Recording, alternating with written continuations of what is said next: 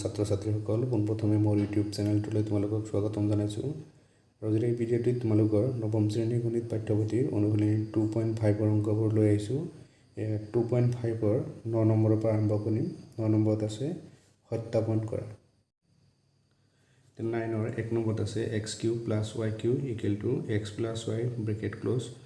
x² - xy + y² whole bracket আছে। তাৰমানে আমি এই left hand side right hand side মানে সত্যাপন কৰিব লাগে। তো আমি রাইট হেণ্ড সাইডটো লৈ লওঁ। রাইট হেণ্ড সাইড লৈ আমি চাওঁ এইটো লেফট হেণ্ড সাইড ওলাই নে নোলায়।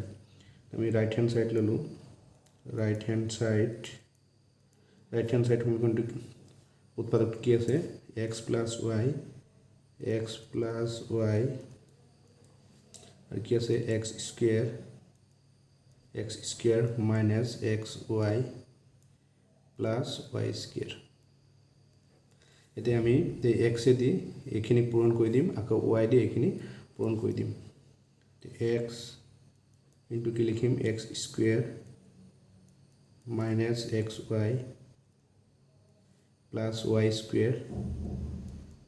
y² আকৌ plus y into x² - xy + y²। আমি এই x + y দি এই গোটেইখিনিক পূৰণ কৰিলোঁ। প্ৰথম x দি কৰিলোঁ, তাৰপিছত আকৌ এই প্লাস y দি কৰি দিলোঁ। এতিয়া x আৰু x² পূৰণ কৰিলে কি পাম আমি x³ পাম মাইনাস x ইনটু x পূৰণ কৰিলে কি হ'ব x² হ'ব আৰু কি থাকিলে y। তাৰমানে এই xটো এই xy লগত পূৰণ হ'লে কি হ'ব x² y হ'ব। তাৰপিছত এই xটো আকৌ y লগত পূৰণ হ'লে কি হ'ব, ইয়াত প্লাস আছে প্লাস দিলোঁ, xটো y লগত পূৰণ হ'লে কি হ'ব xy হ'ব, xy এই প্লাস দিলোঁ। এতিয়া y x² লগত পূৰণ কৰিলে কি হ'ব x² y হ'ব,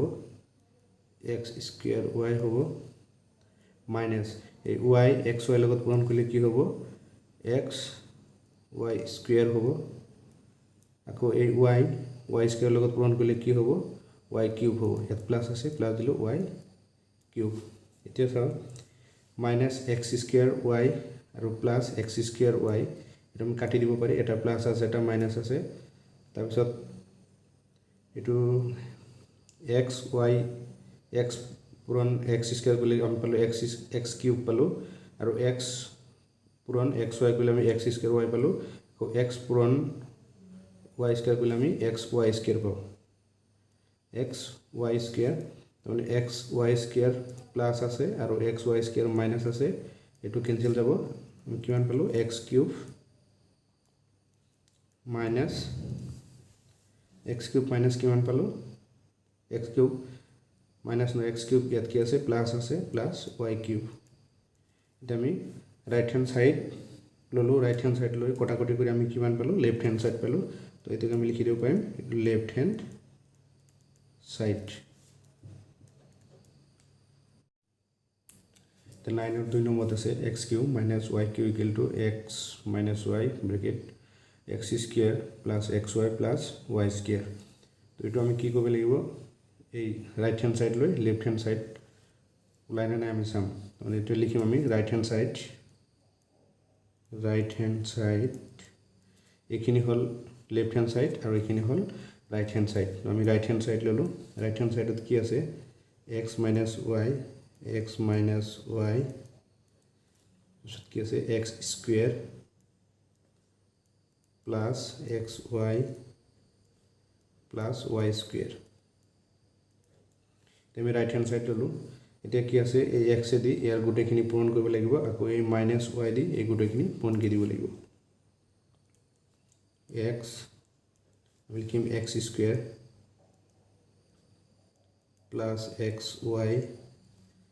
+ y², আকৌ মাইনাস y দি পূৰণ কৰি দিম মাইনাস y কি লিখিম x²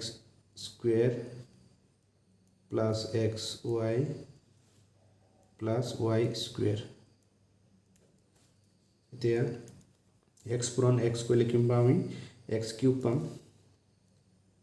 x³। তাৰমানে এইটো আমি জানো যে যদি আমাৰ ভূমি x টো এইটো ভূমি ইয়াৰ পাৱাৰ কি আছে 1 আছে, ভূমি যদি একে থাকে পূৰণৰ ক্ষেত্ৰত পাৱাৰবোৰ কি হৈ যায় যোগ হৈ যায় ইয়াৰ পাৱাৰ 1 আছে 1 + 2 কৰিলে কিমান হ'ব 3 তাৰ মানে x পূৰণ x স্কয়াৰ কৰিলে আমি কিমান পালো x কিউব পালো প্লাস আকৌ x দি দুটা পূৰণ কৰিলে কি হ'ব x পূৰণ xy x * x কৰিলে কিমান হ'ব x স্কয়াৰ হ'ব x স্কয়াৰ আৰু থাকিলে y প্লাস x y স্কয়াৰৰ লগত পূৰণ কৰিলে কিমান হ'ব xy স্কয়াৰ হ'ব x y স্কয়াৰ হ'ব তাৰপিছত মাইনাস ইয়াৰ আগত আছে প্লাস ইয়াৰ আগত আছে মাইনাস প্লাসে মাইনাসে কি হ'ল মাইনাস হ'ল y * x স্কয়াৰ পূৰণ কৰিলে কি হ'ব x স্কয়াৰ y হ'ব x স্কয়াৰ y হ'ব ইয়াত আছে প্লাস ইয়াত আছে মাইনাস এই প্লাসে মাইনাসে কি হ'ব মাইনাস হ'ব y * xy পূৰণ কৰিলে কিমান হ'ব x y স্কয়াৰ হ'ব মানে y পূৰণ y কৰিলে কিমান হয় আমাৰ y স্কয়াৰ হয় তাৰপিছত এই মাইনাস প্লাসে কি হ'ব মাইনাস হ'ব y পূৰণ y স্কয়াৰ কৰিলে কিমান হ'ব y কিউব হ'ব এতিয়া কটাকটি যায় নেকি চাও x y স্কয়াৰ প্লাস আছে আৰু x y স্কয়াৰ মাইনাস আছে আকৌ x স্কয়াৰ y প্লাস আছে x স্কয়াৰ y মাইনাস আছে একদম কাটি দিব পাৰি আমাৰ কিমান থাকিলে x কিউব মাইনাস কিমান আছে y কিউব আমাৰ লেফট হ্যান্ড সাইডটো কি আছিল আমি যেটো রাইট হ্যান্ড সাইড লৈছিলো লেফট হ্যান্ড সাইড কি আছিল x cube minus y cube আমি পালো x cube minus y cube equal to আমি লিখিব পাৰিম যেটো আমি রাইট হ্যান্ড সাইড লৈ লেফট হ্যান্ড সাইড পাইছো গতিকে আমি লেফট হ্যান্ড সাইড বুলি লিখি দিব equal to left hand side এটো আছিল आंसर তে 10 নম্বৰত আছে উৎপাদক বিশ্লেষণ কৰা 1 নম্বৰত আছে 27y³ plus 125z³ দেখ কোনটো সংখ্যা ঘন কৰিলে আমি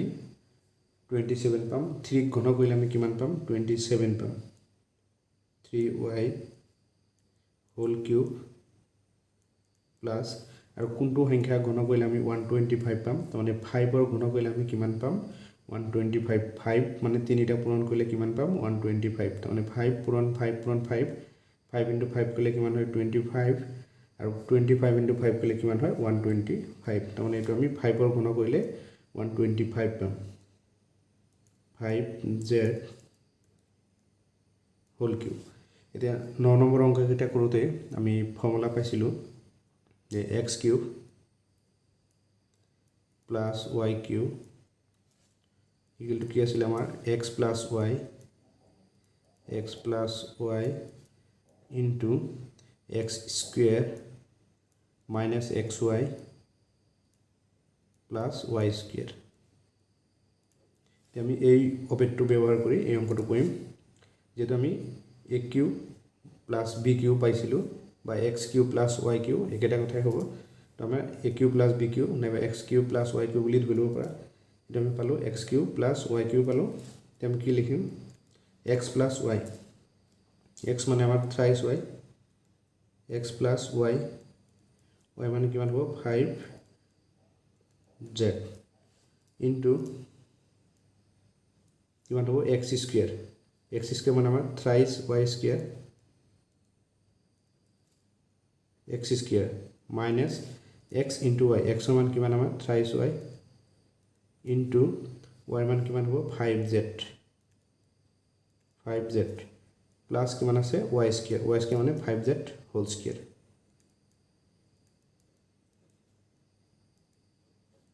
5z whole square টেকিন লিখিম আমি থ্ৰাইস y plus 5z 3 বর্গ করলে কিমান পাম আমি 9 y square minus 3 into 5 করলে কিমান পাম আমি 15 y আৰু z পূৰণ কৰিলে কিমান পাম yz plus 5 ৰ বৰ্গ কৰিলে কিমান পাম আমি 25 আৰু z ৰ বৰ্গ কৰিলে কিমান পাম আমি z স্কয়াৰ এটো আছিল 10 ৰ 1 নম্বৰৰ आंसर এটো হল উৎপাদক এটা আমি 2 নম্বৰটো চাও কিমান আছে 2 নম্বৰটো আছে 64m³ - 343n³ এটা কোনটো সংখ্যা ঘন কৰিলে আমি 64 পাম আমি যদি 4 ৰ ঘন কৰি দিও কিমান পাম 64 পাম 4m